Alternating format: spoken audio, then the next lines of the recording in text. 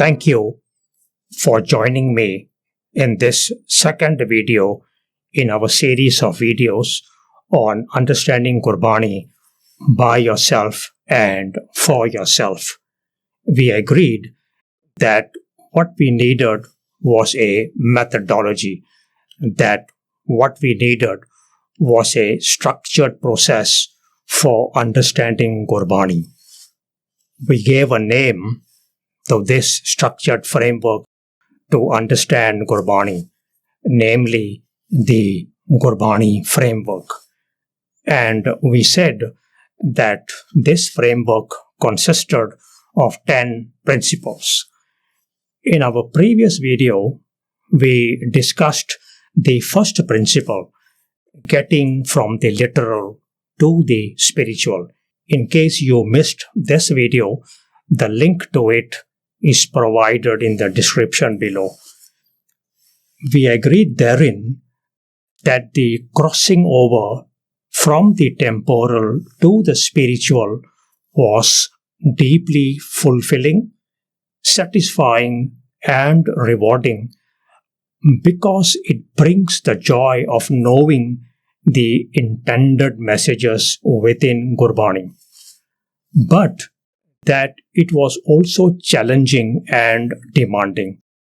The writers of Gurbani were aware of the nature of this journey, so they provided adequate milestones and signboards for this purpose within the Sri Guru Granth Sahib Ji to make sure that we get to the intended destination of the envisioned messages. Our task then, Pyareo, is to find these signboards and follow them. Even the most difficult and complicated journey can become smooth sailing if we understand the signs and follow them. One of the most important signboards within Gurbani is the Rahao. That is why the Rahao becomes the second principle of our Gurbani framework, second principle of our Gurbani methodology. The Rahao principle is the subject of our video today, the second in our series of 8. Now, if the first principle was foundational, this one is critical. It is critical because if you miss this, you will end up in circles. You know what happens when you miss a sign on the road. The journey back to the same place can add miles to your passage. So, what exactly is the meaning of the word Rahao? Recall our first principle, the crossing over principle. If we don't cross over, if we remain on the banks of the temporal or the banks of the literal, then Rahao means pause. It comes from the Punjabi word Thairao or Thero. So, the literal meaning of Rahao is pause. You will find this literal translation everywhere.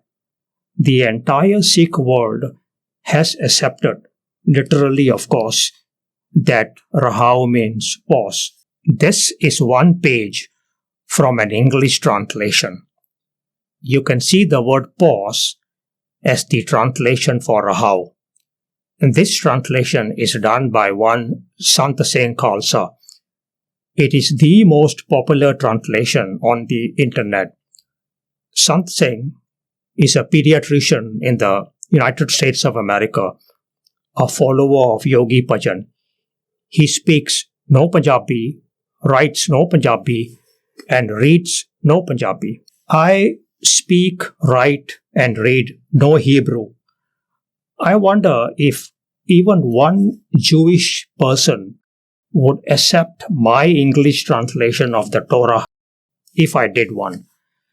So, how did Sant Singh Khalsa come up with a verse-for-verse translation, English translation of the Sri Guru Granth Sahib Ji? He tells us that he took existing English translations and then created his own, what he calls a consensus translation. His translation is most popular because it's available on the internet. Here is just one example of his translation. Asa first Mahal. In that pool, people have made their homes, but the water there is as hot as fire. Think about it for a moment.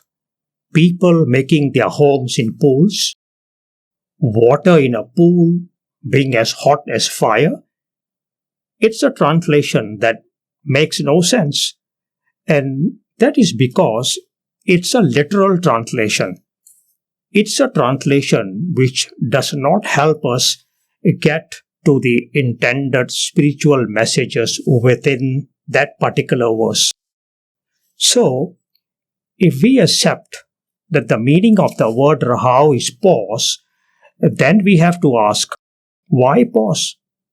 Why do we need to pause at this particular verse? The answer we get from the die-hard literals is we need to pause to allow for contemplation. This in turn begs another question. Why do we need to pause to contemplate on just one verse within the entire Shabd? Why not the other verses? And what about Shabads that do not have the Rahao, the pause verse? No need for contemplation there at all? Long banis such as Siddhagosht and Sukhmani have just one verse as Rahao and hundreds more verses without. All are equally intricate and complex, requiring lots of contemplation and research to get to the real meanings. So why are we asked to pause and contemplate on just one of the hundreds of verses in Sukhmani, for instance? We would thus need to go beyond the literal to understand this concept called Rahao.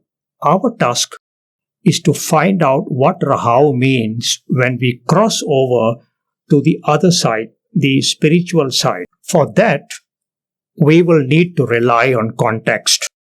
Now, context is our third principle, so the details of it will come in video 3, the next video. But for now, let's just look at it in the basic sense. Let me give you a non-Gurbani example. You see the word stop written twice, once on the signboard and the other on the road itself. Whoever put up this stop sign really meant business. I'm sure many of us encounter a few of these stop signs every day. So why didn't we stop there and remain stopped? How is it that we moved on? Because we know the literal meaning of stop is, well, stop. But if everyone followed the literal meaning, all roads would turn into car parks and no one would get anywhere. So stop here has a context. The context is that it is a road sign used on a road at a junction. That's the context. So in this context, stop actually means stop, look, left and right, and go. So stop actually means go. So what we need to do, Pyareo, is to find the context for the usage of Rahao. At the very core, each Shabada in the Sri Guru Granth Sahib Ji has three forms, three functions if you like. First, it is a poetic rendition. It is written in poetry. One characteristic of poetry is that it rhymes. फरीता मैं जानिया दुख मुझको दुख सबाया जग उच्चे चढ़ के देखिया कर कर एहा अग. It rhymes. Jag rhymes with ag. Kabir मानस जन्म दुर्लभ है, होए न बारंबार, ज्यों बनफल पाके भोए गिरै, बौर न लागे डार. So bar rhymes with dar. It's poetic.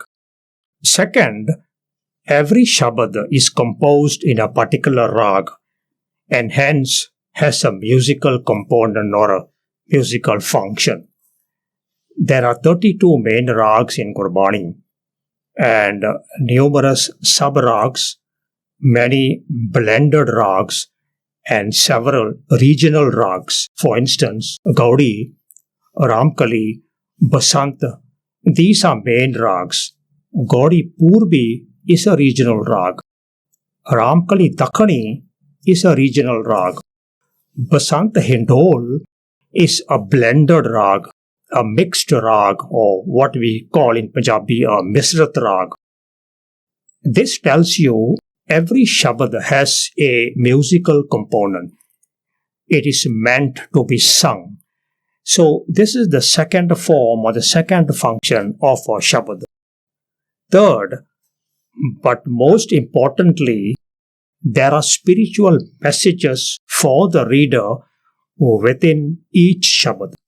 So when we make the leap from the literal meaning of Rahao as pause to the spiritual meaning, we will need to realize that Rahao will have three distinct and separate meanings for each form of the Shabad on the left in your screen. If and when we are considering the poetry aspect of the Shabad, the Rahao represents the title. Every poem has a title. There cannot be a poem without a title. When considering the Shabad as a musical composition and we desire to sing it, then the Rahao represents the chorus. In Punjabi, we call it asthai. The Guru tells us, start your singing of the Shabad with the Rahao verse. Then sing verse 1. Then sing Rahao again. So if the Shabad has 5 verses, the Rahao will be sang 6 times.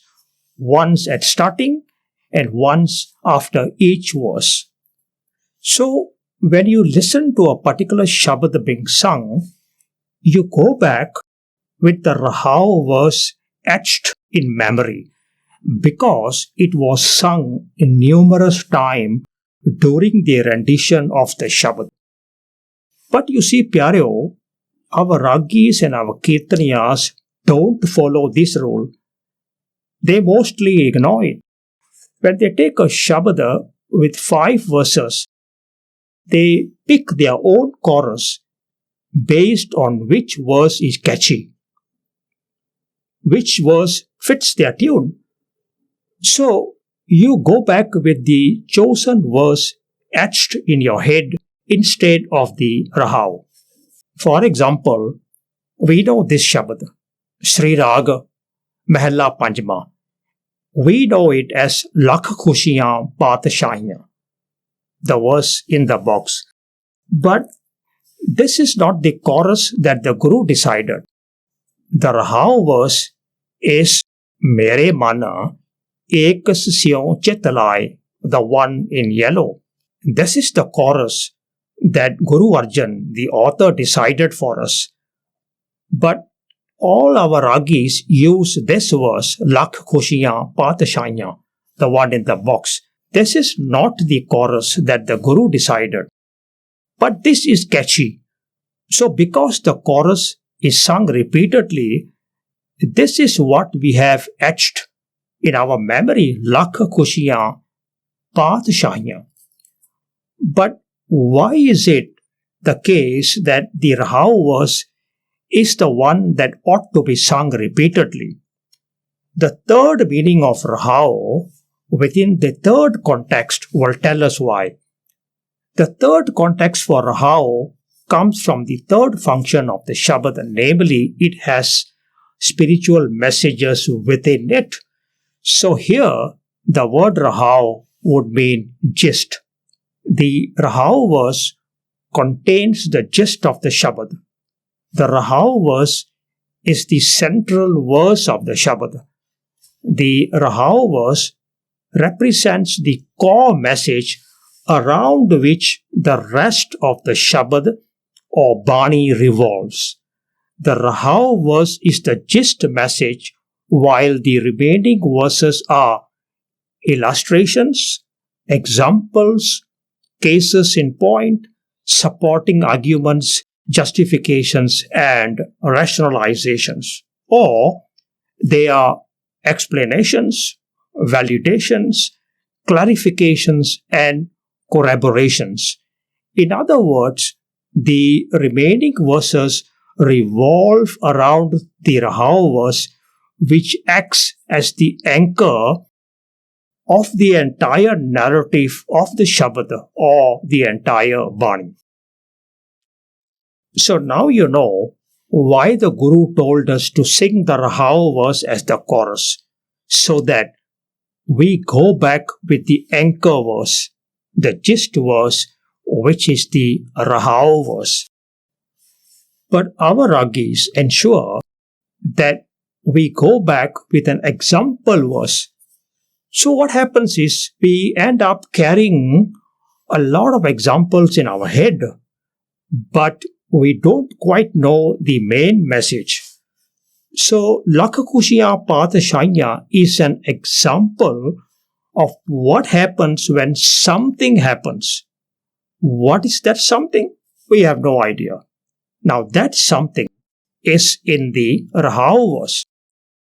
So this is what happens when we cross over from the literal to the spiritual side of the river of spiritual enlightenment, that is Gurbani. Standing on the banks of the literal, the Rahao was visible merely as pause. But when we crossed over, the meaning of Rahao became clearer as it took contextual meanings that act as a guide, signboard, or milestone for getting to the real messages. So the Rahao is a crucial signboard in our journey to understand Gurbani for ourselves. It is not to be missed, but has been glossed over in our inability to make the leap from the literal to the spiritual. What I want to do next is to give you a sense of the structure of Gurbani and then discuss how Rahao fits into this structure. Here is an example of a Shabad that appears within the Sri Guru Granth Sahib Ji. This is the basic structure. Tanasri, right at the top, is the name of the rag. All of Gurbani is written in poetry and for singing. The chapters in the Sri Guru Granth Sahib Ji are based on rags. There are 32 rags, meaning 32 chapters. Mahalla Panjma, right on the top again, is the name of the author. The Gurus did not use their individual names. They used Mahalla, Pehla, Duja, Tija, Chautha, Panjma, and Noma. And they used the one and same name of Nanak. So it's first Nanak, second Nanak, third Nanak, and so on. When it comes to the Bhagats, their individual names are used. Slok Kabir, Slok Farid, etc. So, the title is reserved for the rag and the author. Now, it sounds very basic, but very critical in understanding Gurbani. Let me repeat that. What ought to be the title is replaced with something else, namely name of rag and author. Let that settle into your psyche for a while. Next, I will show you how ignoring this rule can cause serious misunderstandings. Imagine if I wrote this little poem. I love you, I miss you, life is empty without you. And you want to interpret it. Answer questions such as, who am I saying this to? Now, how would you know who or what I am talking about? One person can say I'm talking about my son, perhaps my daughter, my wife, or some close friend of mine. You can go on. And everybody will either be right or everybody will be wrong. Then someone will say we need the title. Once the title is there, I'm saying that to my dog. In every poem, the title of the poem is right on top. Titles are important because they point us to the real and actual message. Now in Gurbani, the title of the Shabad is not right at the top. What is right at the top is reserved for the rag and the author. The title is elsewhere. We need to find it. There is a way to find it. I will come back to it. And let me say one or two more things about the structure of Gurbani first. This figure 1 here means the first couplet. This is the rest of the same Shabad. Then we have these figures. The 2 means it's the second paragraph of the Shabad. The 14 here means it's the 14th Shabad in the series of Shabads by Guru Arjan. The 45 means the total number of Shabads up to this point in this rag is 45. These numbers are what we call a locking system. The purpose is to prevent additions and subtractions of Shabads from the text. These numbers don't impact on the meanings. Then we have the word Rahao. Rahao is the title. We need to understand the title so we know what the Guru is talking about. I want you also to note that there is a figure 1 before the Rahao. Why is that so? To tell us that the Rahao verse is distinct and separate. This is the full Shabad. There are 3 couplet verses. You see a numerical 1 here, and you see another numerical 1 here, and then a numerical 2 here. So the 3 couplets are listed as 1, 1 and 2, and not as 1, 2 and 3, even though there are 3 couplets. This 1, 1, 2 structure is used to tell us that the Rahao verse is distinct and separate. This structure also brings out the importance of Rahao as a stand-alone couplet. It is a stand-alone because it is the title. Let's look at one Shabad as an example. This one. What should be the title in the normal sense of writing is the name of the rag and author. The title verse is located within the Shabad, but it is designated with the word Rahao. Pyareo, the point that needs to be made is that we have missed, or we have overlooked, or we have disregarded the significance of Rahao in our attempt to understand Gurbani. But the writer, the composer, or the Guru did not want us to miss, overlook, or disregard the significance of the Rahao. So this is what the Guru actually did.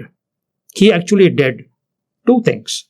First, he wrote the word Rahao next to the verse, but he wrote it outside the verse to tell us that the word Rahao is not part of the subject matter. The word Rahao is not part of the message, but that it was the title of the poem that was the Shabad, that it was the chorus if this Shabad was to be sung in Tanasri Rag, and that it contained the gist, the core or the central message of the Shabad around which the remaining verses revolved. Now, this is the second thing he did. He put a 1 here to tell us that this was the first para of his composition. This 2, numerical 2 here, tells us that this was the second para. Then he put another 1 here to tell us 2 things. That although it was structurally the second para of the poem, it was not the second para, it was something else. That it was a stand-alone paragraph because it was the title, because it was the chorus, and because it was the gist. This para, the Rahao, was not simply part of the subject matter. It was not to be considered simply as a continuation of para 1. The Guru wrote it this way because he did not want us to miss, overlook, or disregard the significance of the Rahao. You see, Pyareo, the title of a poem is never part of the poem per se. It stands alone. It stands apart. It stands above. This structural point really needs to be part of our understanding. So, when I said there is no life without you in my short little poem above, you will only know who or what I'm referring to if you look at the title of my poem. It's called Context, in Punjabi Sandarbha. Without context, you can give just about any meaning to any verse. So, if you ignore my title, then you can say the statement, there is no life without you, refers to my neighbor, to Mrijma Saag, or even to Aloo Bhaji or Pindi Masala.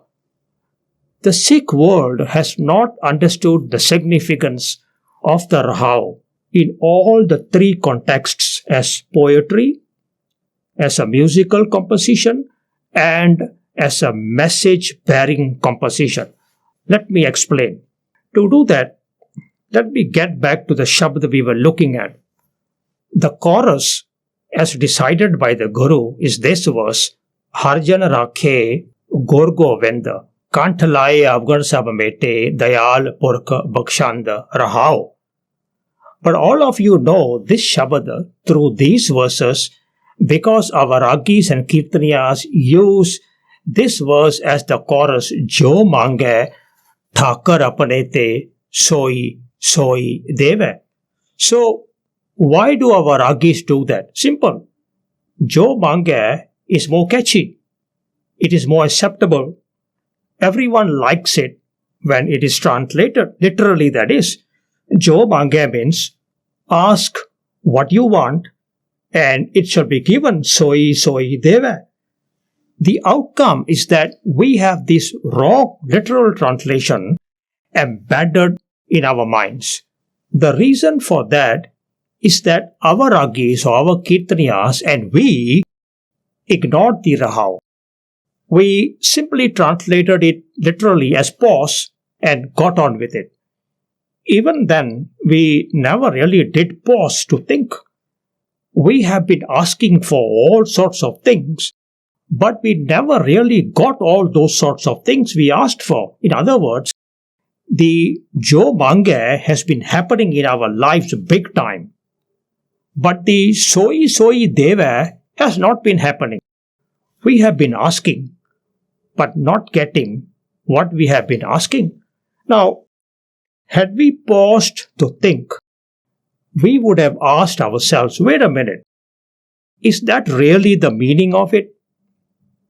But we never really are allowed to think, because each time we asked the Granthi, the Ragi or the Baba, they were ever ready with their excuses. They told us, you are not getting whatever you're asking because you didn't ask properly. They tell us that there is a special way of asking. But you see, Pyareo, the word properly is not in the verse. The words ask in a special way do not exist either in the verse. It says, Jo mange, whatever you ask. Soi deve, you will get it. You will get everything. Soi. So, obviously, that is not the meaning of the verses. All or most of us carry this wrong meaning in our minds because the leap from the literal to the spiritual was not made, and more importantly, because the Rahao principle was not considered and was not applied. Now, I have translated this Shabad in my book, Selected Gurbani Shabads, wherein I have attempted to provide spiritual interpretations of 41 commonly read and commonly sung Shabads, but misunderstood Shabads. The link to the book is provided below in the description. For the purposes of this video and for the purposes of attempting to understand Gurbani yourself for yourself, the meaning of Rahao that is relevant is in the third context. The Sikh world has not understood this one basic principle that Rahao contains the gist of the spiritual message. So let's get back to our methodology. The second principle towards understanding Gurbani for yourself, by yourself, is the Rahao principle. The principle states two things. One, the Rahao is the title verse. Second, the Rahao verse contains the gist of the messages. In Punjabi, Rahao Shabad da kendri bhav hai. Rahao Shabad da mukh adesh hai. The rest of the verses of the Shabad revolve around the Rahao, expand on it, explain, justify, exemplify, etc. The implication is that every verse's spiritual interpretation must be dictated by the Rahao verse. So let me give you an example of how to apply the Rahao principle to one Shabad in Gurbani. This is the Shabad. Raag gaund bani bhagtan ki, Kabir ji ghar pehla. As you can see, in the space that is meant for the title, what we have is the name of the Raag, Gaund, and its author, Kabir. Ghar pehla is one version of the same Raag. The first couplet reads, Naru mare, nar kamna aave, pasu mare, das kaaj savare. Naru means human and pasu means animal. Mare in turn means death. The three underlined words. The translation that is provided to us is, when a man dies, he is of no use to anyone else. But when an animal dies, it is beneficial in 10 ways. Now, you can immediately see a number of problems. A dead animal can be used or is beneficial in 10 ways. What would you do with a dead cat, a dead rat? These are animals, aren't they? But that is the translation. If the Ragis were singing this, or if this was in the Hukumnama, this is the exact translation that will come up in our screen in our Gurdwaras. Why is such a translation problematic? Because the people who did these translations ignored the principles we are talking about. Here is a photo of where it appears. The translation is in the red box. So, the first problem with the translation of the verse is, when a man dies, he is of no use to anyone. But when an animal dies, it is used in 10 ways is 1, a dead animal cannot be used in 10 ways. And 2, a dead man has no use to anyone is incorrect. What about the study of science and medicine? A great deal of our understanding about our bodies is derived by scientists from dead bodies? What about organ donation? So the truth is that a dead man can be useful to others. When you ask such questions, those who are content with such literal translations will say, well, all these things such as organ donations, the study of medicine, etc., did not exist during Bhagat Kabir's days. To which I say, well, if that is the case, then this Shabad has become problematic. This Shabad has lost its relevance. But we cannot say such about Gurbani. Gurbani is eternal. Its principles and its messages are valid for all times.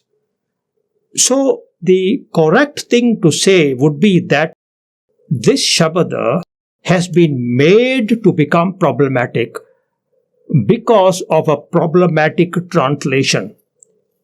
It has been made to become irrelevant on account of a defective translation. The problem is one that is created by the faulty translations. Translations that do not want to go beyond the literal. And rather than admit that the translation is literal and thus wrong, some people prefer to cast doubt on the eternal messages of Gurbani. So, based on all that we have discussed, what is the problem here? And why are we having the problem of such a problematic translation? We need to find the title so that we can find the context. Recall the Rahao principle. It says, Rahao is the title verse. Rahao contains the gist of the message. The rest of the verses of the Shabad revolve around the Rahao, expand on it, explain, justify, exemplify, etc. Hence, every verse's spiritual interpretation must be dictated and decided by the Rahao verse. So, Pyareo, this is the whole Shabad. Where is the title? What is the title? Apne karma ki gat, the narrative of my actions and of my behaviors, about the realization of the accountability of my actions. It is about the redemption of my actions. It is not about a dead human or a dead animal being useful or otherwise. मैं क्या जानो? I have not realized.